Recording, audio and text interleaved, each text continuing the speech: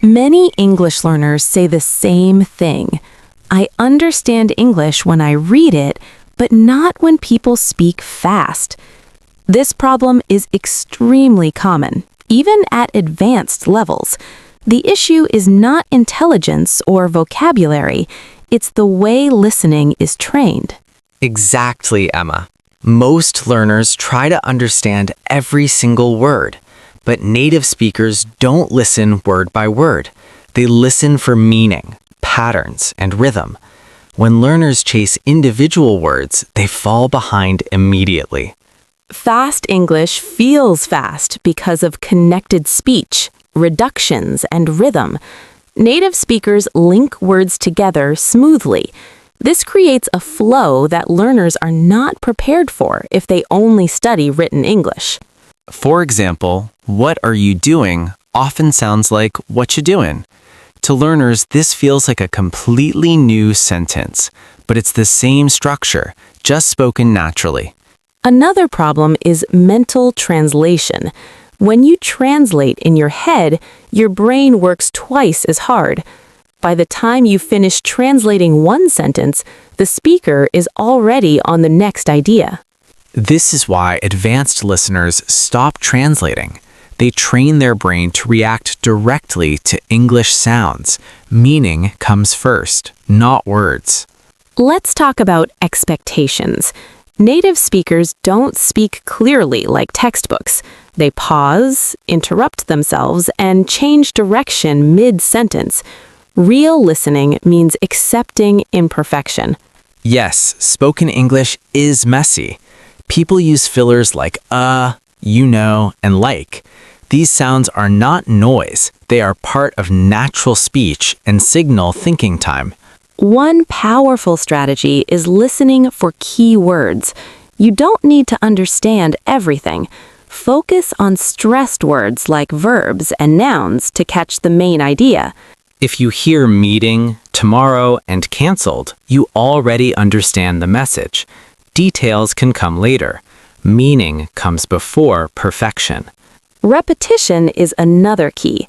Listening once is not enough. Native understanding comes from hearing similar patterns again and again in different contexts. That's why podcasts are powerful. Hearing the same speaker helps your brain adapt to their accent, speed, and rhythm naturally over time. Let's discuss listening levels. First, global listening, understanding the general idea. Second, detailed listening, catching specifics. Many learners skip the first step.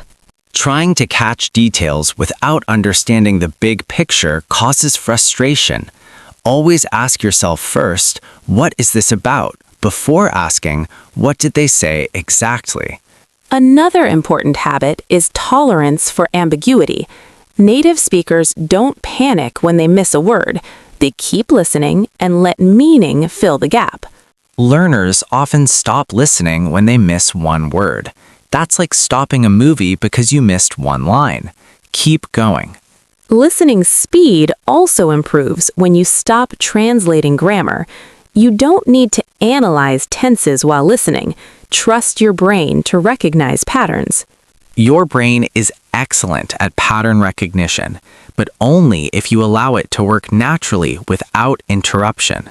Shadowing helps listening more than people expect.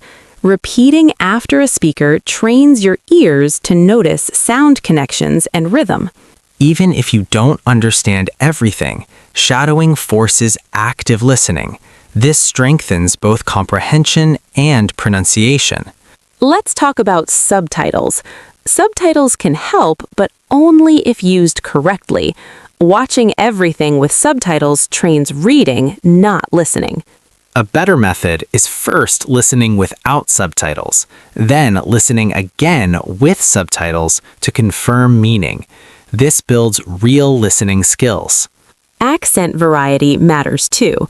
Many learners only listen to one accent, but English is global and accents vary widely. Expose yourself gradually to different accents: American, British, African, Australian. This trains flexibility, not confusion. Another common mistake is listening passively. Background listening helps familiarity, but focused listening creates improvement. Focused listening means setting a short goal. 5 minutes, full attention, no distractions. Quality beats quantity. Emotions also affect listening. Stress blocks comprehension. When learners feel pressure, understanding drops instantly. Relaxed listening improves comprehension. Treat listening like observation, not an exam. Daily micro-practice works best. Even 10 minutes a day builds listening stamina over time. Listening stamina is real. At first, your brain gets tired quickly.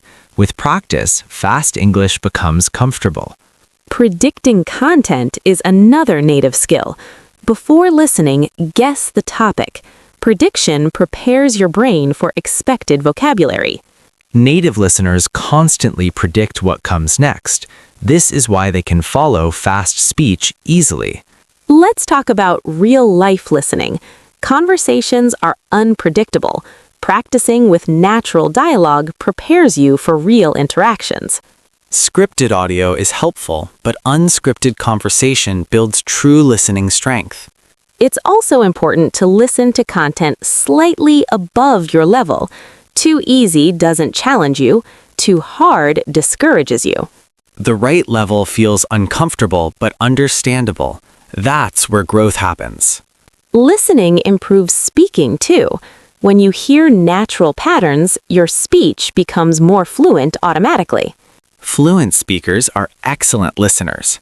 Listening comes before speaking, always. Track progress in small ways. Maybe you understand more without subtitles. Maybe fast speech feels less stressful. These are real signs of improvement. Listening progress is subtle but powerful. Don't expect overnight results. Listening skills grow quietly, then suddenly feel natural.